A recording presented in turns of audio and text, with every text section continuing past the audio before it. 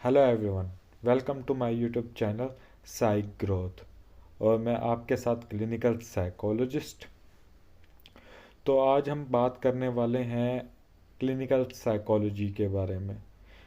Last video में हमने psychology के बारे में बात की थी और आज हम करेंगे उसी की एक टाइप या फील्ड के बारे में जो है क्लिनिकल साइकोलॉजी। साइकोलॉजी, अब इसकी डेफिनेशन सबसे पहले आ जाती है। डेफिनेशन क्या है क्लिनिकल साइकोलॉजी की? It is a field of psychology that concerned with the assessment, diagnosis and treatment of mental illness और psychological problems। मतलब ये असेसमेंट, मतलब ये असेसमेंट का मतलब ये हुआ कि किसी भी डिजीज़ को चेक करना, उसको असेस करना, उसके बाद डायग्नोस देना जो कि डीएसएम के अकॉर्डिंग डायग्नोस होता है हर एक डिसऑर्डर का। उसके बाद उसका ट्रीटमेंट। अब जो डिसऑर्डर्स मेनली जो होते हैं वो होते हैं एंजाइटी, डिप्रेशन, ट्रॉमास, फोबियाज। उसके अलावा सेक्सुअल डिसऑर्डर्स, मूड डिसऑर्डर्स जिसमें डिप्रेशन, बाइपोलर ये आ जाते हैं। उसके अलावा ईटिंग डिसऑर्डर, स्लीप डिसऑर्डर, ये सब के सब डिसऑर्डर्स के अंदर आते हैं जिसको हम डेली लाइफ में यूज़ करते हैं वर्ड के। इसको डिप्रेशन है, इसको एंजाइटी है, इसको फोबिया है या इसको सोशल एंजाइटी है। ये सब डिसऑर्डर होते हैं जो कि डीएसएम में दिए गए हैं। ये एक मैनुअल है डायग्नोस करने के लिए किसी भी शख्स को कि आया कि ये डिप्रेशन इसको है, आया कि इसको एंजाइटी है या कोई और डिसऑर्डर है। तो क्लिनिकल साइकोलॉजिस्ट जो होते हैं वो उसको असेस करते हैं, उसको डायग्नोस करते हैं, फिर उसका ट्रीटमेंट होता है जो कि या तो साइकोथेरेपी होती है या काउंसलिंग होती है। नॉर्मली हम काउंसलिंग करते हैं जिनका मतलब ये कि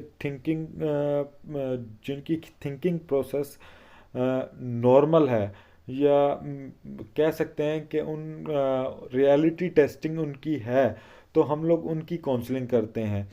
अगर जिसकी रियलिटी टेस्टिंग डिस्टर्ब है उसकी हम साइकोथेरापीज करते हैं। काउंसलिंग का मतलब ये होता है कि साइकोलॉजिस्ट और पेशेंट सामने बैठते हैं और बातें करते हैं। वो बात तो टॉकिंग थेरेपी होती है जिसके थ्रू हम लोग किसी भी पेशेंट को ट्रीट करते हैं। और साइकोथेरापीज जो होती हैं वो इससे डिफरेंट होता है। उसके अंदर कॉग्निटिव बिहेवियर थेरापी है, रेशनल बिहेवियर थेरापी है और भी बहुत सारी थेरापी हैं जो कि हम यूज़ करते हैं ड्यूरिंग सेशंस।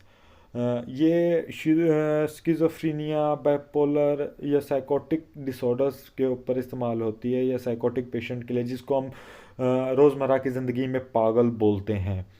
नॉर्मल बंदा जैसा एंजाइटी वगैरह हो गया उसका मेनली हम लोगों की साइकोथेरापीज़ की ज़रूरत नहीं पड़ती, उसकी हम लोग काउंसलिंग के थ्रू ही उसको ट्रीट करते हैं। तो अब आपको इसका क्या फ़ायदा होगा इसका जानने का?